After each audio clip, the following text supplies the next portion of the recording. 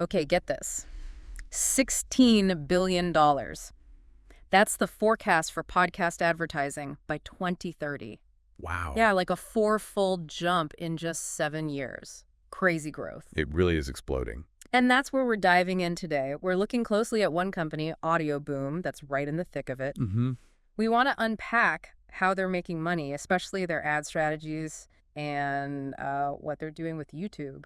What's really useful here is we're actually drawing from Audioboom's own words, their investor update, stuff they put out on YouTube themselves. Exactly, straight from the horse's mouth, basically. No speculation, just what they're telling the market. So our mission for you today is to really get a handle on Audioboom's whole monetization game plan, the ad tech they use, how they see YouTube fitting in. It's like a quick, focused download on a really key player. Think of it as your fast track to understanding this slice of the podcasting biz. And knowing Audioboom's approach, it kind of sheds light on the bigger picture, Right. right? How everyone's trying to figure out the future of audio. Totally. So let's pop the hood. Their business model, they talk about having like 3 main parts to their content network. Yeah, think of it in tiers. First, at the top, is Audioboom Studios. That's their own in-house produced shows. Right. They own the content. Exactly. So the margins there are really healthy. They say over 40% gross margin. Nice. Okay, what's next? Below that is the Premium Network. This is a select group, maybe around 250 top independent podcasts they partner with. Okay, the big indie shows. Right. And here, the advertising CPM, that's the cost per thousand listens, is pretty high, like $25 to $45. And isn't that where the host endorsements really come into play? Huge part of it. That host rate ad, that personal recommendation, it drives results for advertisers. Audioboom's margin here is closer to 20%. 20%. Still decent, but you see the difference owning the show makes. Definitely. And then the third tier. Oh, right, the third one. That's the Creator Network. This is more for the long tail, smaller shows using Audioboom's platform, maybe for hosting, distribution, getting access to some monetization tools. Gotcha. So studios, Premium Network, Creator Network, clear structure. Now, how do they actually make money from ads across these? So 2 main advertising models they talk about. First is that premium advertising we mentioned. The $25 to $45 type CPM stuff? Exactly. Sold on those top, maybe 200 shows, usually just for the first 90 days an episode is out. Oh, interesting. Time limit. Yeah. And crucially, it's sold exclusively by their own in-house sales team.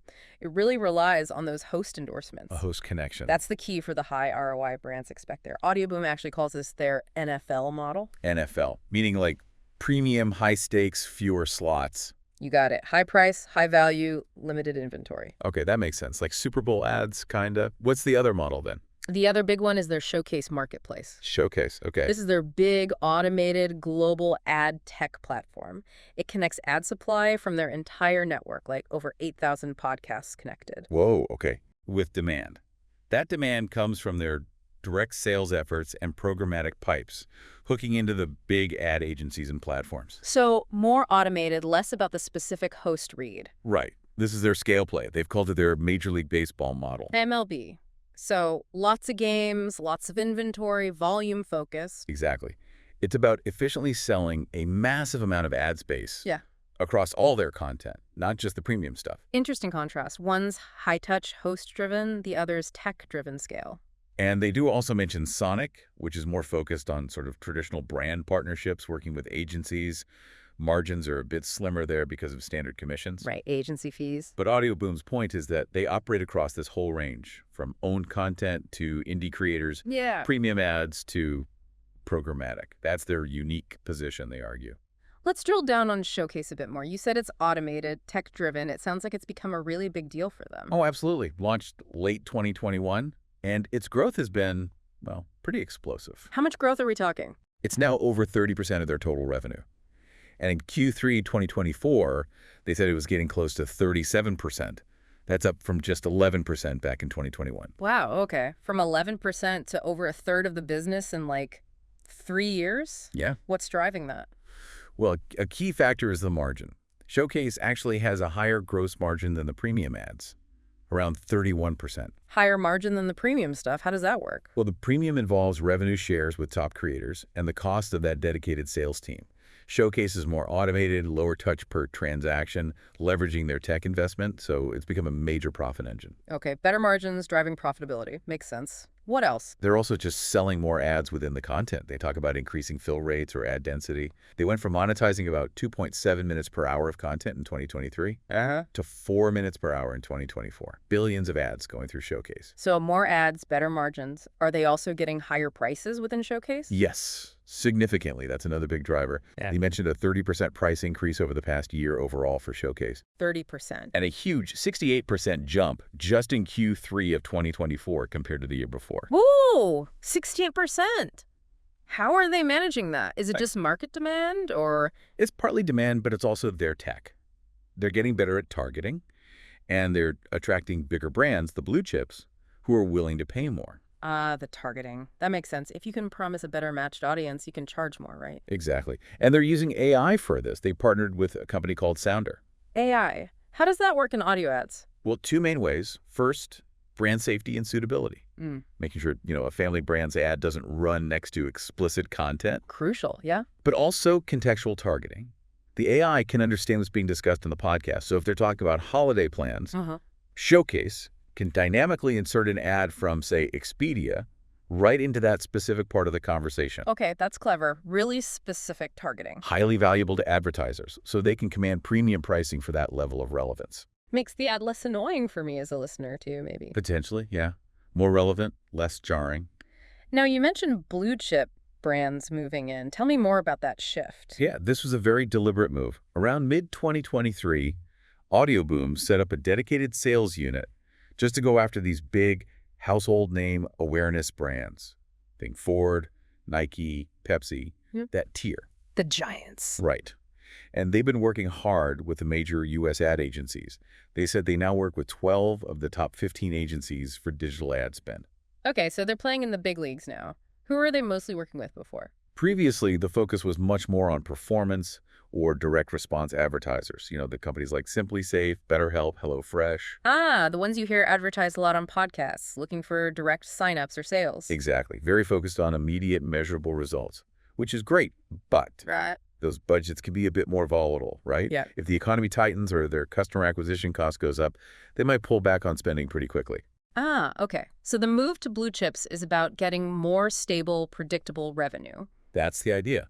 Diversify the advertiser base, bring in these massive brands with potentially steadier, larger budgets, less tied to immediate economic jitters. It builds a more resilient business. Makes strategic sense. Less reliance on the sometimes fickle direct response market. Yeah, while still serving that market, adding this other more stable layer on top. Let's circle back to CPMs. We know the premium host reads are $25, $45. What about Showcase, or maybe older episodes? Yeah, they consistently point to that $25 plus figure for the premium host reads, emphasizing the value of that personal endorsement. Right. In the past, they did mention a lower figure, maybe around $12 CPM, specifically for monetizing the back catalog, older episodes, using dynamically inserted ads via Showcase. Okay, so $12 is for automated ads and older stuff, $25 plus for fresh host read premium ads. That seems to be the ballpark they've discussed. They don't always give a specific current average CPM for all of Showcase because it varies a lot based on the targeting, the audience, etc. But you mentioned they're raising prices in Showcase. Yes, aggressively raising the floor price. The minimum bid they'll accept. Exactly. They seem to be saying our inventory, with its targeting capabilities, is worth at least this much. They'd rather sell fewer spots at a higher price than fill everything cheaply. Interesting trade-off. Prioritizing value per impression over just filling every single ad slot. Seems to be the strategy. And the revenue growth suggests it's working for them, driving higher overall value from their inventory. Okay, fascinating stuff on the ad side. Now, let's talk YouTube. Huge platform, obviously.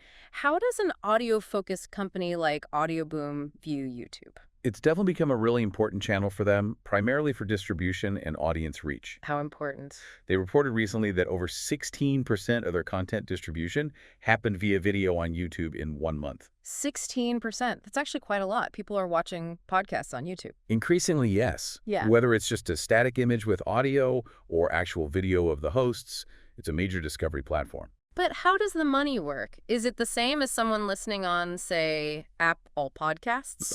No. And this is a really key point they make. It's fundamentally different. How so? When you listen on a typical podcast app, the audio file is usually coming directly from Audioboom's servers. Okay. which means they control inserting the ads using their tech, like Showcase. Right. They serve the ad. But on YouTube, when you watch that podcast video, the video file itself is hosted and delivered by YouTube. Ah, YouTube is serving the content, not audioboom directly. Exactly. YouTube is the delivery mechanism. So what does that mean for audioboom's ads? Can they use Showcase to put ads in the YouTube video? Not directly, no. Because YouTube controls the video stream, any ads you see on that YouTube video are served by YouTube's own ad system. Gotcha. So audioboom's ad tech doesn't automatically reach into the YouTube player. Correct.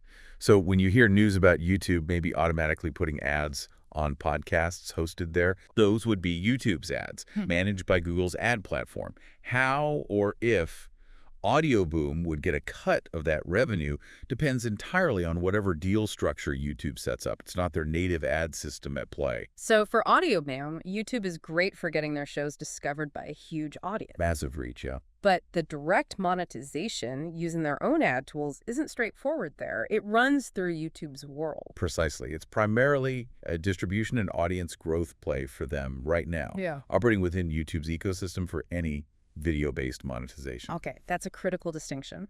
Let's pull this all together then. Right. What are the main takeaways from this deep dive into audioboom? Well, I think we see a company with a pretty sophisticated, multi-layered approach, right? They've got their own high-management studios, the premium network leveraging those valuable host reads. The NFL model. Right. And then the powerhouse that Showcase is becoming high growth, good margins, driven by tech, targeting, and scale. That's the MLB side. And the strategic shift towards those big blue-chip advertisers for stability. Definitely a key move. Diversifying revenue, aiming for resilience, and then there's the clear recognition of YouTube's importance for reach. Even if the direct monetization is different. Exactly. They understand it's where a growing chunk of the audience is, even if ad revenue flows through Google's system there.